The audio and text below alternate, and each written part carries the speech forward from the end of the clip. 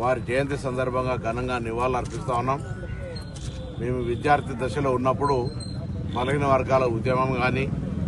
సామాజిక న్యాయం కోసం పోరాడినటువంటి వ్యక్తి, ఎప్పటి నుంచో ఈ ప్రాంత అభివృద్ధి కొరకు కృషి చేసినటువంటి మాజీ శాసనసభ్యుడిగా ఈ ప్రాంతంలో గౌరవెల్లి ప్రాజెక్టుకు సంబంధించిన రాజశేఖర రెడ్డి గారి పాదయాత్ర సందర్భంగా ప్రజలందరూ అడుగుతున్నటువంటి సందర్భంలో ప్రాజెక్టు సాధన కోసం పోరాడినటువంటి వ్యక్తిగా అనేక సందర్భాల్లో మాకు మార్గదర్శిగా ఉన్నటువంటి బొమ్మ వెంకన్న గారి జయంతి సందర్భంగా వారికి నివాళులు అర్పిస్తూ వారి ఆలోచన మేరకు